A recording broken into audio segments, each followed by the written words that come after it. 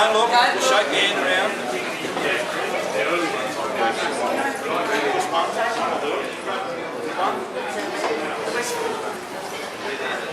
One.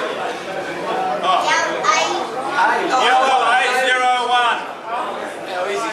That's pretty easy. Who drew one of the first tickets, the other one of the books? 801.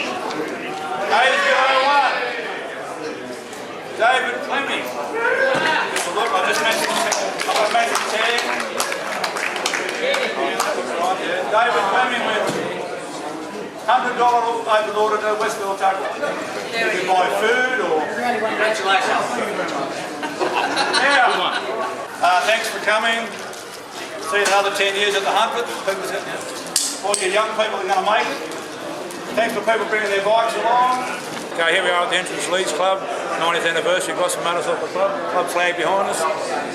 Graham Kenneth here, owner of this 1928 AJS, one of the oldest bike, and made the year the club was formed. Over to Graham, tell me all about it. Well, it's a 1928 AJS. It's a bit unusual. It's the first AJS to have the beautiful round saddle tank, small 19-inch wheel rims, got a twin port head. It was the start of the modern style of motorbikes, away from the old flat tanks and Zeppelin type headlights and things. Still had the optional choice of speedo or perhaps even lights, but it's been in my possession for quite a while, and I only fetched it out because it was the oldest club bike. So as a result of that, it's been laid up hanging from a ceiling in a garage. I decided I better get on with it before I clip my clogs, and it ain't going to get done, you know. So that's about it, really. I haven't a lot to do, and I've been collecting parts for it over 10 years I've owned it. But I should be able to, maybe in a year, have it on the road or running in the club runs. Yeah.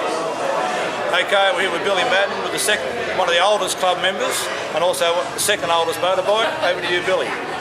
Tell them about your bike. Oh, about this motorbike. It's a 1953 Model 20B AJS Twin. It's a 565cc. One of only 10 made for Frank Cooper in the American market, and he used them for flat track racing. He altered the frames, got a special frame. It's been cut 150mm out of the back end to make the jam pot suspension units go down an angle. It's got 2-in-1 exhaust, got a scoop on the front brake. It's got a racing type competition tank, and it was used in flat track racing all through America. After they made the 565s, they then moved up to the 650 CSR AJS twins, and after that the BSA then, the AJS, then come out of being popular, try and took over, and there weren't too many AJS made after that. I've had this bike for about 22 years. It'll start, if I want to start it now, it'll start first or second kick. It's maintenance free and it drips plenty of oil. Anything else you want to know about it, you can give me a ring. That's all I've got to say on that.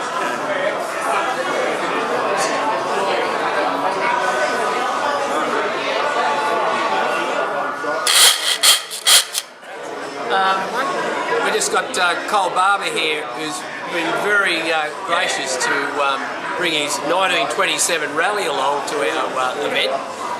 We wanted something in the early days, and he said, I've got a bike that'll fit. I said, well, bring it along, and that's what he's done. So, Cole, tell us a little bit about the bike. It's side barrel 500cc, three-speed gearbox, rigid back. Hopefully it'll go in the next couple of weeks. We'll get it all going. I brought it up from scratch.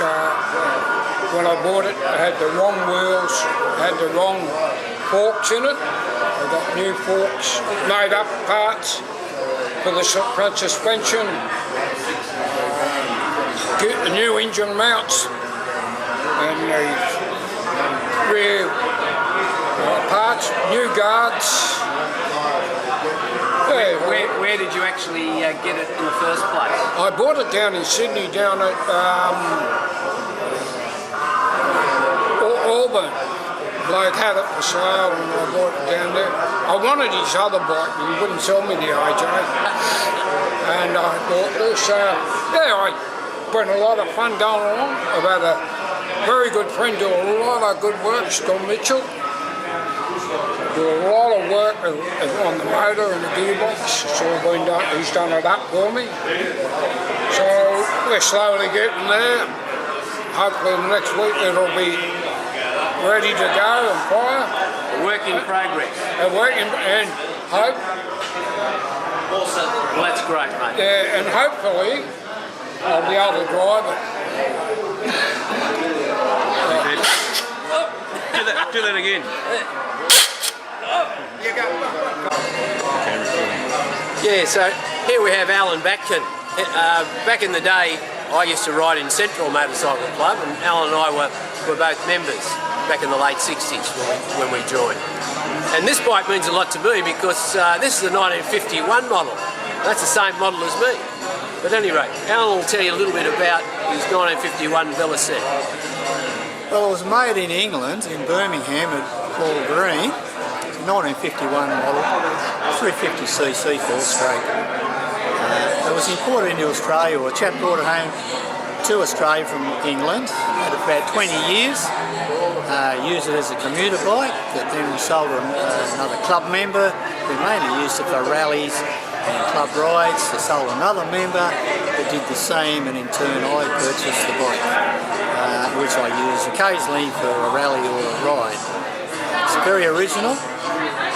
Has been some updates done, not actually updates, but just you might say a renovation. But the bike starts very well and it's a joy to ride. Did you tell me, Alan, that that tank is actually the original paint job?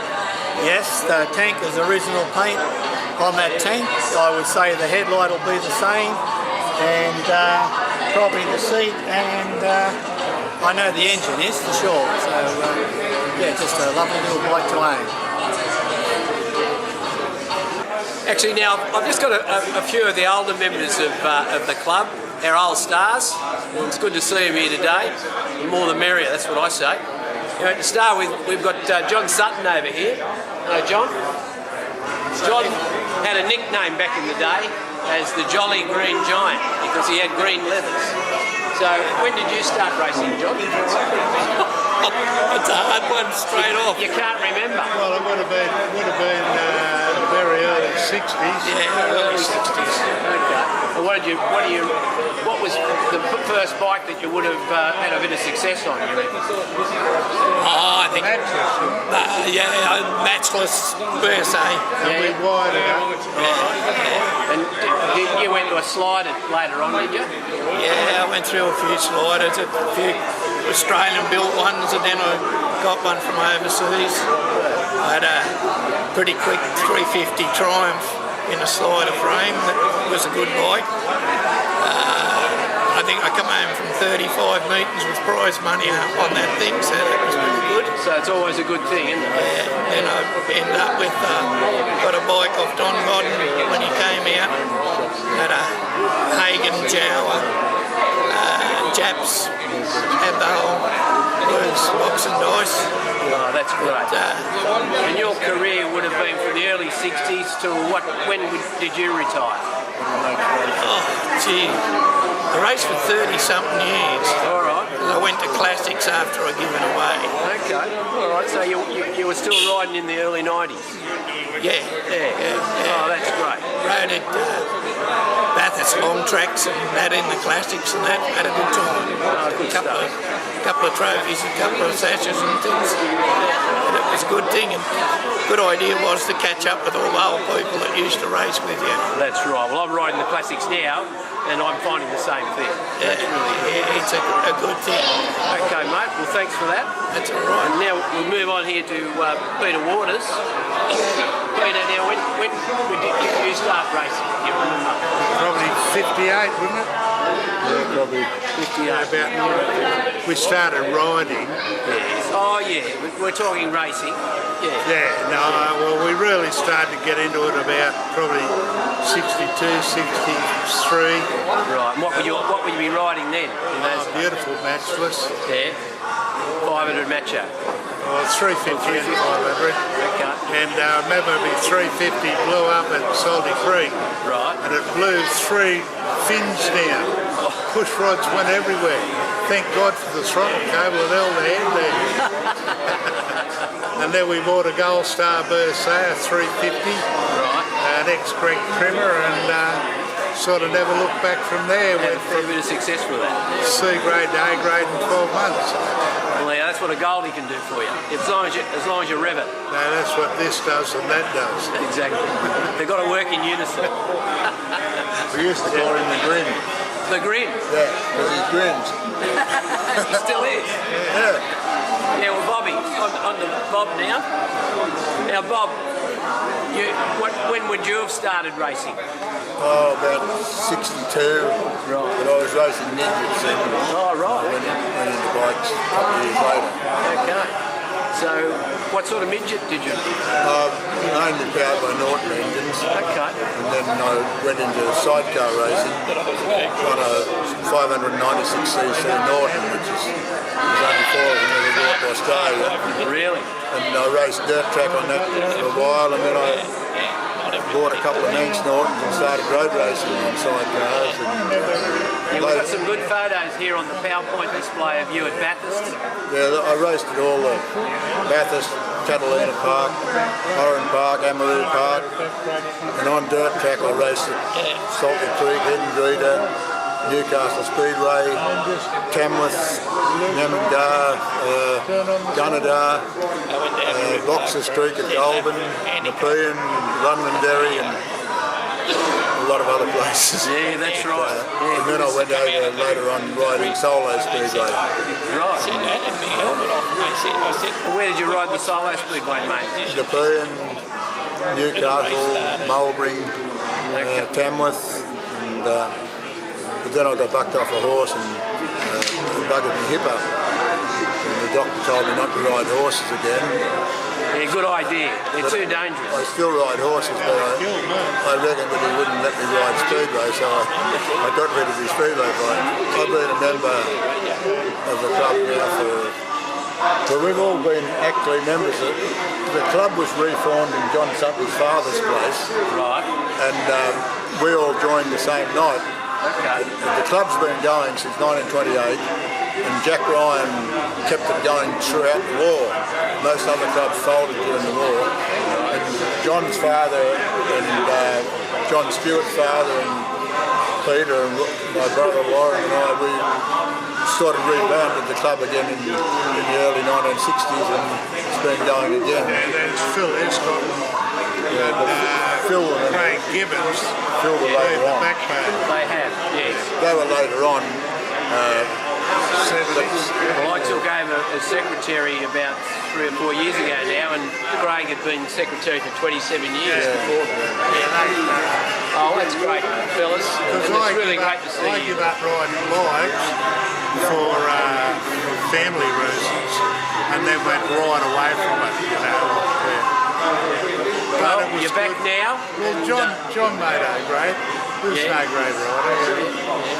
And as we both said, it was hard to get there, but once we got there, it was easy. Exactly. Well, We used to have meetings down at Point Clare on the Point Clare Hall.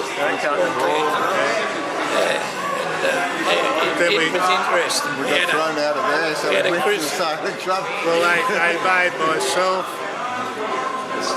Robert, and what was his name that had the sidecar? He's dead now. But anyway, life members. Which is very proud to be, actually. We're a life member of it. Yeah, thanks, boys. it's a great sport. She did? Okay. It's Yanni Road at Nepean. Just Nepean Right. and West Wylam. Okay. Right. Yeah, well, I rode both those tracks this year. Yeah, Johnny Langfield said to me down at West Wyalong, he twisted the Triumph throttle. He said, Dave, he said, no. You got to get both those, got twin carbs on it. Get both those springs, file them half the thickness. That's what we did at the Speedway. And I did that, and I saw him at Griffith a couple of weeks ago. I said, Johnny, come over, have a go at the throttle. He said, much better, Dave, that's much better. Yeah, I raced, me and Langfield had a big prang together up at West Wyalong. Yeah, well, Johnny and I had a big prang at Temora, so we've got a lot in common, John. Yeah. Johnny had a lot of pranks with a lot of people. Johnny has had a lot of pranks, but we forgive him.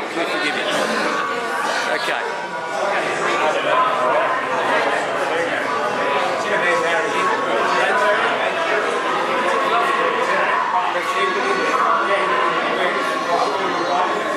I've got another one of my mates from my old days in Sydney in Central.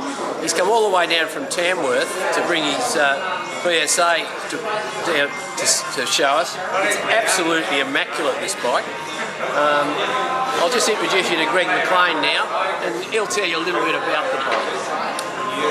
Yeah, a friend of mine restored it from a basket case. An old fella in Tamworth, and he couldn't start it anymore because he was getting a bit too feeble in the legs. So he asked me if I was interested in buying it, and I really hadn't sort of planned on buying another bike, but it looked pretty good, so And we've heard of the B33 BSA, but this is a BB33. BB33, it's got bigger barrel, more fin, like wider fins on it, and I think they use them for sidecars to dissipate the heat better. I haven't seen many around like that. They're usually, like I said, B33s.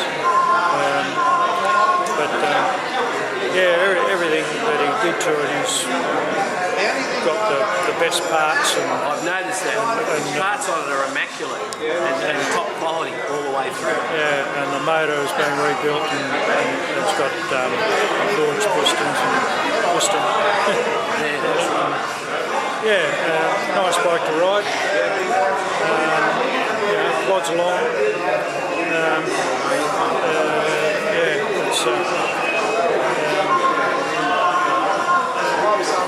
There's nothing much else I can say about it. Pretty well happy with it. Well, mate, I really appreciate you coming all the way down from Tamworth to be here today.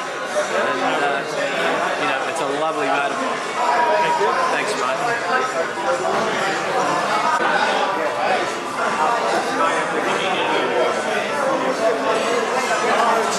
Okay, how are you today, mate? Yeah, great to see Gosford Club down here having their 90th anniversary. Been going since 1928. One of the oldest clubs in Australia or in the state.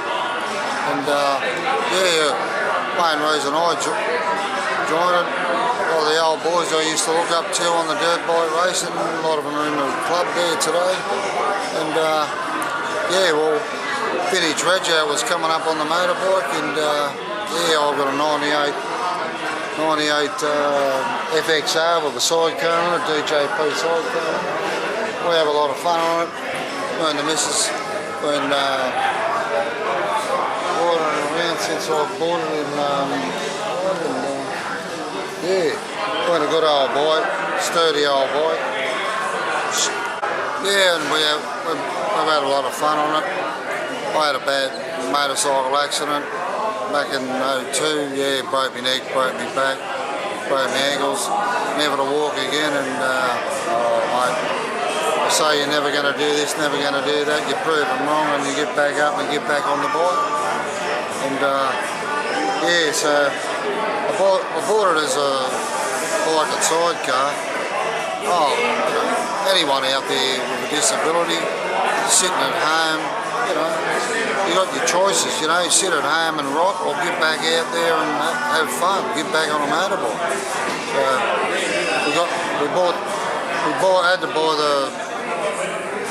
had a house fire at our place Anyway, the original chair got burnt in the house fire, so it took me a couple of more years to get another one, and finally got another one. Had a Honda Bolt or 900 on it.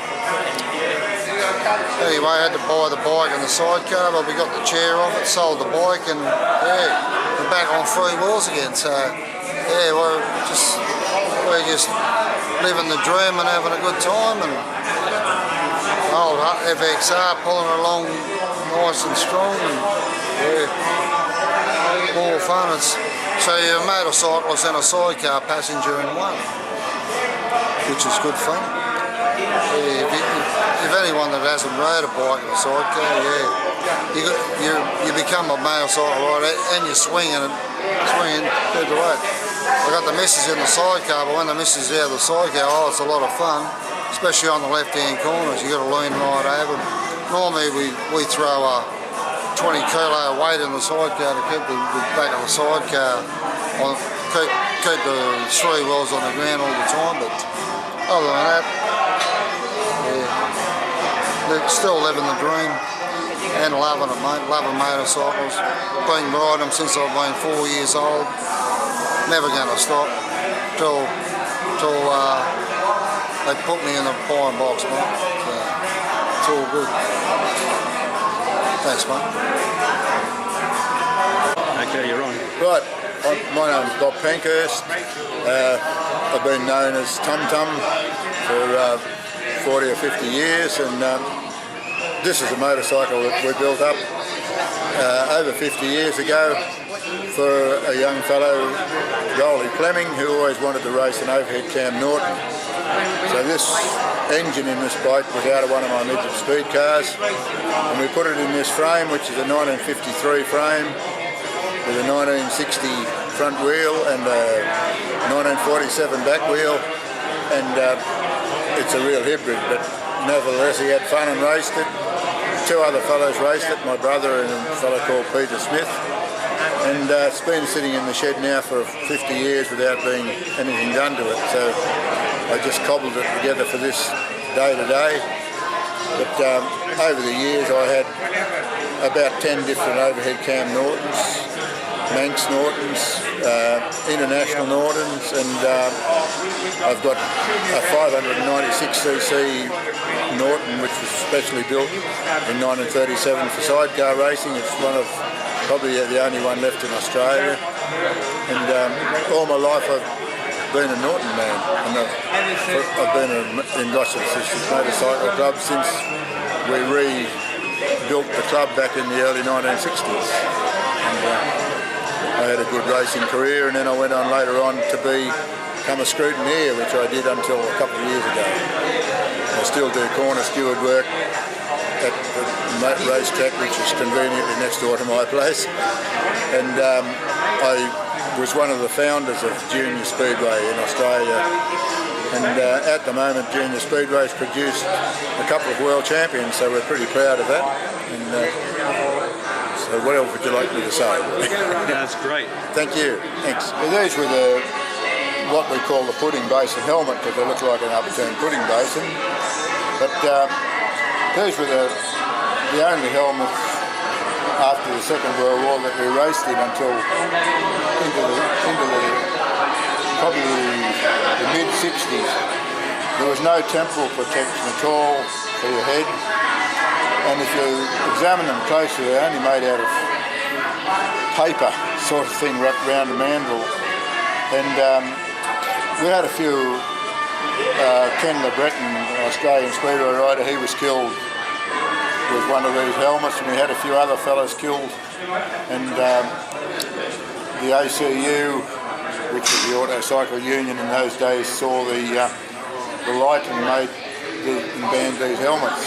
And this is what was called the pudding basin helmet, and the JAP was a famous English racing motorcycle engine, the Jap, which powered many speedway bikes, also road racing world record holders, and they even made airplane engines. And they made engines for railway engines and all sorts of things. And these are leathers that we used to wear. They're just made out of leather, with pads for the shoulders, and pads at the knees and hips, and they were just made out of leather. They cost about 25 quid for a set to get made up, and all you wore underneath them was a pair of swimming costumes, and that was your safety gear. A helmet that was no protection at all, and a pair of leathers that was not much more protection.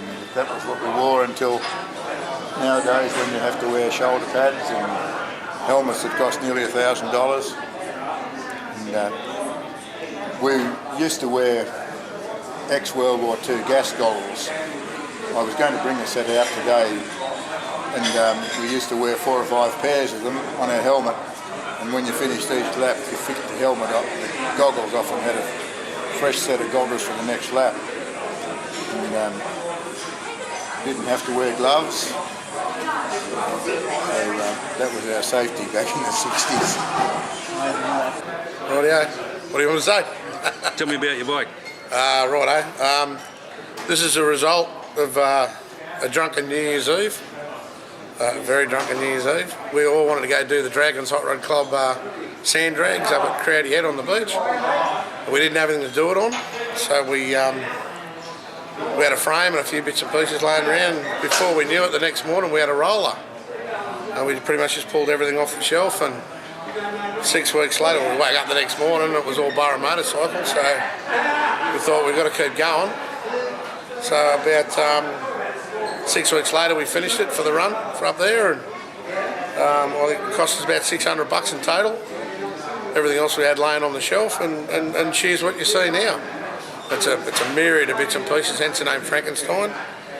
It's an aftermarket frame, it's a Triumph motor, it's a Norton gearbox, a Norton front wheel, it's a Harley front end, a Honda rear wheel, and Tiger Cub tank, it's a Bees handlebars and controls. Basically anything we had laying around, we just made it fit. And we took it up there and we had a bloody blast. We got 5 out of 5 wins on her, and she's a bit of a smoky. She's on alcohol. It's got late model Speedway clutch in it and a little bit of fruit in her, so it sort of helps her get along. But no, it's a good thing. We have a lot of fun on it. We get a lot of comments, that's for sure. And then we got even drunker and decided to register it. It's a dead set rolling violation, but we still enjoy it, and good luck to them. That's about her in a nutshell. Okay. Hi, I'm Phil Hitchcock, President of the Gosford Motorcycle Club. We're here at the 90th anniversary. These are a couple of my bikes, my little 350 Ducati single cylinder race bike, and my 125 Ducati 1967 model. This one I've been racing for probably 20 odd years, all over Australia, also in New Zealand. Won a few trophies on it, got 3rd in Australia. Goes really good, start off 11 horsepower. Now it's got 35, runs on straight methanol. That'll do. Still good.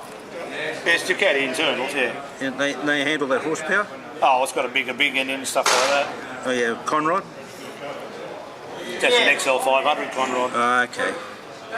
So that's the thing that usually... Bigger, bigger, stronger Conrod, bigger bearing.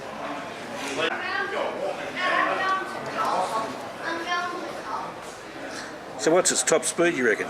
I did 200 kilometres an hour at Bathurst in 1981, I think it was. Flat out down the hill.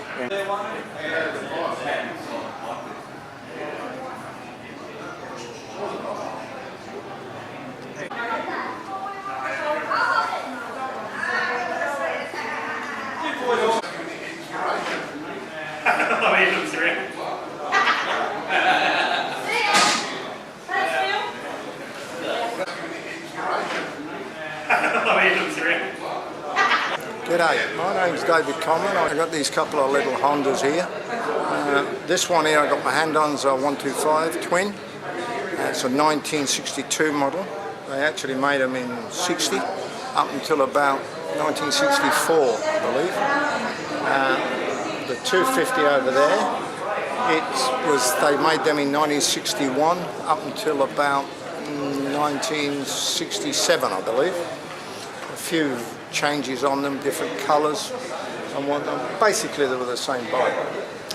These bikes here, these 125s, Honda actually took them to the Isle of Man to practice. The first year they went, they took these bikes to practice the circuit on, so they didn't wear out their Grand Prix bikes.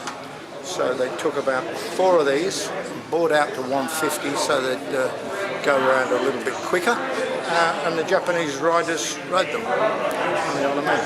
So there's a fair bit of history with them, and most unusual. And a lot of people say that they're a copy of an NSU. They are certainly similar to an NSU in as much as the gears are on the left, and they've got leading link forks, which is how NSU made them.